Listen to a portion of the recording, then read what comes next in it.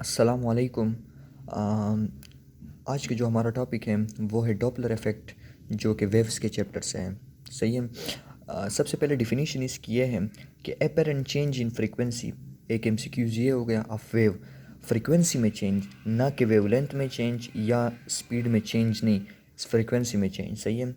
Apparent change in frequency of wave. अब wave कौन सी wave, चाहे वो मैकेनिकल हो चाहे वो इलेक्ट्रोमैग्नेटिक हो, due to change in motion. और मोशन कौन सी मोशन होनी चाहिए, रिलेटिव मोशन होनी चाहिए। ये एमसीक्यूज इस दफ़ा भी आया था, शायद दोबारा आ जाए, कि अगर एक बॉडी जो है वो सर्कल में घूम रही है, सेंटर के मतलब सर्कल में घूम रही है, तो देखे सेंटर से डिस्टेंस सेम चेंज नहीं हो रहा ना, क्योंकि रेडियस सेम है, तो डॉपलर इफेक्ट यहाँ पे क्या होगा, नहीं होगा। तो चेंज कहाँ पे होनी चाहिए, वो होनी चाहिए फ्रीक्वेंसी में चेंज होनी चाहिए। और ये तमाम ऑल टाइप ऑफ वेव्स के लिए एप्लीकेबल है डॉपलर इफेक्ट। सही है। सिर्फ इसकी ये एक लिमिटेशन है कि स्टैंडिंग वेव के लिए एप्लीकेबल नहीं है। तो इसके लिए ट्रिक ये है सबसे पहले कि देखें, ऑब्जर्वर को हमने एज रेफरेंस लेना है। सही है। अगर ऑब्जर्वर करीब आ रहा है, सही है, तो हमने पॉजिटिव ले लेना है। अगर ऑब्जर्वर दूर जा रहा है तो हमने नेगेटिव ले लेना है। सही है। और सोर्स इसका उल्टा लेना है। अगर सोर्स करीब आ रहा है तो आपने नेगेटिव ले लेना है, और अगर सोर्स दूर जा रहा है तो आपने पॉजिटिव ले लेना है।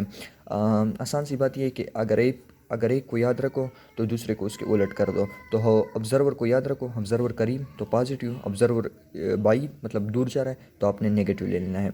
और ये वाली जो टर्म्स है ये मैं बाद में समझाऊंगा। सही है। अब देखिए, मेन फार्मूला ये है कि speed of sound v is the speed of sound plus speed of observer, ये speed of sound v speed of source. सही है। Plus minus minus plus minus. अब देखिए, पहला केस, एक केस मैं कराऊंगा, एक केस आप लोग खुद करें। अगर ऑब्जर्वर जो है, ऑब्जर्वर वो आ रहा है सोर्स के करीब, और सोर्स क्या है, स्टेशनरी सोर्स है। अब देखिए, फार्मूला क्या है, v plus minus u naught. सही है। V plus minus u s. अब देखिए, ऑब्जर्वर आ रहा है, करीब आ रहा है किसके, सोर्स के, तो प्लस ले लेना है यहाँ पे। देखिए, यहाँ पे प्लस ले लिया मैंने। और देखें, सोर्स जो कि स्टेशनरी है तो हमने क्या ले, निगलेक्ट करना है, तो यहाँ पे ज़ीरो आ जाएगा। अब देखें, वो वाली टर्म जो मैंने कहा था कि मैं बाद में समझाऊंगा, फ्रीक्वेंसी जो वो नोमिनेटर के डायरेक्ट रिलेटेड है। मतलब अगर यहाँ पे प्लस होगा तो मतलब नोमिनेटर बड़ा हो गया ना डिनोमिनेटर से, तो एपरेंट फ्रीक्वेंसी क्या होगी, ओरिजिनल से क्या होगी, ज़्यादा होगी। और ये कॉमन सेंस भी है कि अगर एक सोर्स स्टेशनरी हो और ऑब्जर्वर इसके करीब जा रहा हो तो उसे ऊंची आवाज़ सुनाई देगी। सही है। दूसरा केस आप लोगों ने खुद कर लेना है। अब देखें, ऑब्जर्वर स्टेशनरी है, अब सही है, सोर्स इसके करीब आ रहा है, तो सोर्स का मैंने बताया था कि ऑब्जर्वर की क्या ले, उलट ले लेना है। देखिए, फार्मूला क्या है, v plus minus u naught, v plus minus u s. अब देखें, ऑब्जर्वर स्टेशनरी है ना, तो ये टर्म ज़ीरो हो जाएगी। अब देखें, सोर्स करीब आ रहा है तो हमने क्या लेना है, यहाँ पे नेगेटिव साइन ले लेना है। सही है। तो मैंने यहाँ पे कहा था कि डिनोमिनेटर के क्या है, इन्वर्स लिया है। अगर डिनोमिनेटर जितना कम होगा तो फ्रीक्वेंसी क्या होगी, उतनी ज़्यादा होगी एपरेंट फ्रीक्वेंसी। अब देखिए, यहाँ पे माइनस साइन है, मतलब नोमिनेटर कम है, डिनोमिनेटर क्या है, नोमिनेटर ज़्यादा है, डिनोमिनेटर क्या है, कम है। तो इन्वर्स रिलेशन, तो एपरेंट फ्रीक्वेंसी क्या होगी, ज़्यादा होगी ओरिजिनल से।